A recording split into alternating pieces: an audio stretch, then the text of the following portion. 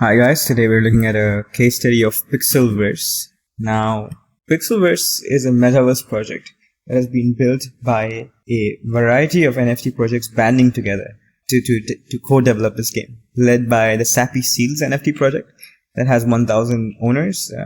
And just to give you a little bit more information, it has 0.709 ETH floor price and 9.2k ETH volume traded on OpenSea. It's a sizable project.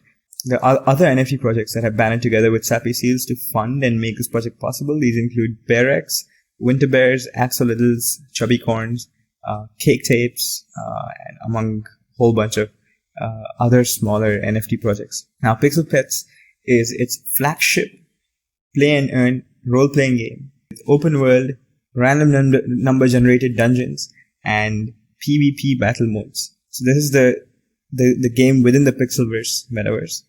And this is the primary focus of the metaverse for the time being. And Pixel is a native token for the Pixlverse metaverse and the Pixel Pets game. Now, just keeping the theme in mind, Pixel Pets and the kinds of NFT projects that have sort of pitched in and are co-developing this game, we can see how the IP and how the NFTs from these projects, all these animals, can be incorporated in the Pixel Pets game and the Pixel Pets project, and how the Pixlverse, the larger metaverse, can add value to these various NFT projects banding together. Now, when it comes to gameplay, on the top right, you can just see a glimpse of what the Pixel Pets look like and what the graphics might look like. Now, when it comes to gameplay, the broader overview is that there are 3 game modes: the Dungeon Expeditions. So think something like Crypto Raiders, the Arena, PvP, think something like Axie Infinity, and then the Pixlverse open world. Maybe something like Club Penguin comes to mind, but if they're able to sort of create generative worlds, maybe think something like Minecraft as well. Now, when it comes to Dungeon Expeditions, there are sort of, as per the website, there'll be random number generated dungeons, and then players can band together along with each other and their pets. And they'll be able to kind of go into the depths of the dungeon to reap rewards, to battle wild pets, and collect some loot rewards, some of which can be epic loot that could come in the form of rare NFTs or rare moves. Moves are things that your pets can sort of use in battle. These are rare throughout the game, and we'll get into more of it later. Now, when it comes to the arena, players choose or form a team of 4 pets. And the player versus player battle will include a 4 versus 4 pet fight.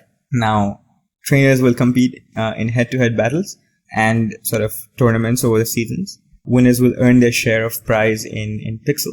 So standard reward format here. Now, the open world, this is a place to sort of socialize, to relax, to see amusing things, check out player skins. It doesn't have a larger kind of goal or purpose or start or end point per se.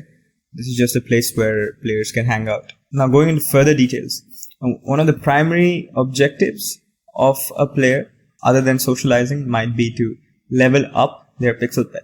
And this can be done by engaging in a whole variety of activities, including embarking in the dungeon expeditions, participating in the social and open world activities, as well as, forgot to mention it here, but as well as partaking in the PvP fights. Now, high-level pets have improved stats and generate more rewards. When it comes to bonding, this is just sort of a measure of how quote-unquote close a player is to their pet.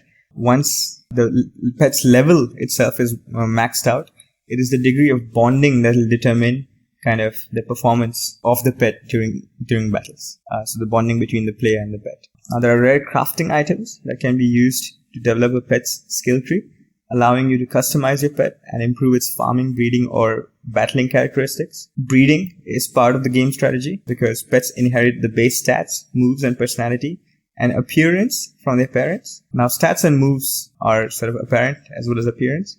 What personality refers to is how the pet performs in the heat of a battle. So all of these things will be inherited from their parents. The right combination of breeding pets can result in a hatchling that has the right stats optimized for battling or farming. Now, battling, just to kind of elaborate on a little bit more, players must create teams of 4 pets. Pets' stats determine how well it performs, And not just stats, as well as sort of moves and personality. Now, battling is designed to be easy to learn but difficult to master, given the various variables involved and the fact that you have to form a team of 4 pets. You have to be strategic about how your team is formed, what attacks you use, what kind of moves you've collected, and what your stats are, what your pet's personality is, and so on. Now, Pixlerator, this is an interesting mechanic that controls for pet inflation. Now, it manages pet inflation while improving move liquidity. Now, remember that moves are kind of literally moves that pets can make within a battle. Now, these moves are actually rare in the game. There are certain rare moves, there are certain more commonly available moves, but they're finite. Now, the way to increase moves is to put your pet into a Pixlerator and then sort of burning your pet in order to burning a pet and selecting a particular move. Now, if you just burn one pet, there's a 25% chance that you get the move that you selected. Otherwise, you get some other move. Now, the more pets you add to burn, the more the likelihood of you winning the particular move that you selected. Now, the percentages over here are just kind of added for the sake of the example, and they're subject to change depending on the game economy. But this is a good way of sort of managing pixel inflation. Once you have too many pixels, now suddenly you have an ability to get whatever moves you want, so you start burning your pixels, and now you have all of the moves that you need, and so on and so forth. And when it comes to market design, well, the pixel-related market thickness data is currently unavailable. The token is not available on most exchanges. I don't think it's used a lot yet. But when it comes to the NFTs, now there are 15,000 pixel pets that exist with 4,000 owners as per OpenSea. There's a 0.145 ETH floor price. There's a 4.2k ETH volume traded on OpenSea. So a sizable market, but the game is very much under development. So one can see this grow eventually. Now 15,000 is just the Genesis pet number anyway. So breeding and all the other mechanics haven't begun yet. Now, when it comes to token design, the most interesting aspect is what are the sinks, what are the faucets, right? So when it comes to faucets, these are places where tokens are being pushed into the game economy and players are winning tokens, pixel tokens. So faucets include the battle wins, dungeon loots, in-game quests, even exploration quests, and completing any other play and earn task. Now, sinks include breeding, so leveling up, crafting, pet modification, pet pixelization, cosmetic purchases, marketplace buys, and a few others. Now, it is also important to know that there are sort of sinks are not kind of simply sinks. You can have net negative or net positive sinks. Net positive sinks are those that when you sunk in that particular activity at a particular moment, you're doing it because you get future rewards that are more than the cost of what you've sunk. So one can imagine that if the game is not balanced to kind of to protect against inflation, then something like leveling up, I could totally imagine being a net positive sink, where you sink in order to level up your character just to win even more tokens in the future. Another way to put it is that kind of a sink that allows you to win even more tokens that you've sunk in the future is really a faucet. But that's just something to keep in mind.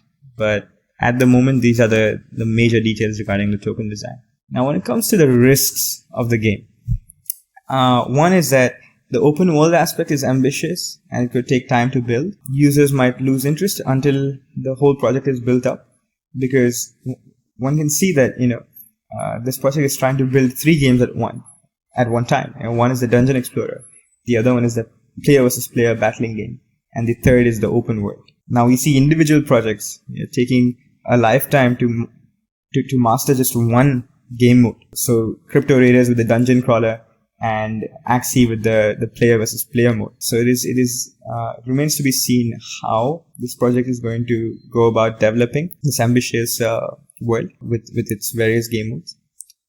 But it's definitely a risk to have that kind of ambitious target. The short-term retention for Fun First games might be challenging, because the idea of Fun First being that sort of earning is a secondary aspect of the game.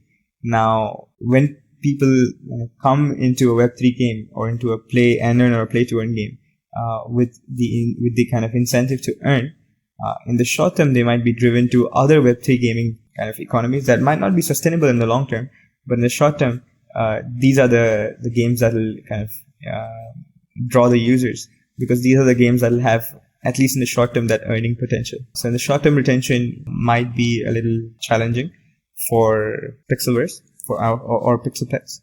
Lastly, I'm not sure if this completely holds, but the pixelated aesthetic might be an anachronism, which means that it might be an outdated aesthetic, especially for an aspiring immersive metaverse game. This remains to be seen. It's an empirical question as to whether that is actually the case, but this is potentially a risk. Using a dated aesthetic to build something that is very much kind of new and is catering to a new cultural and a new technological movement, this aesthetic may or may not work. Alright, that is it. That was Pixlverse. Thank you.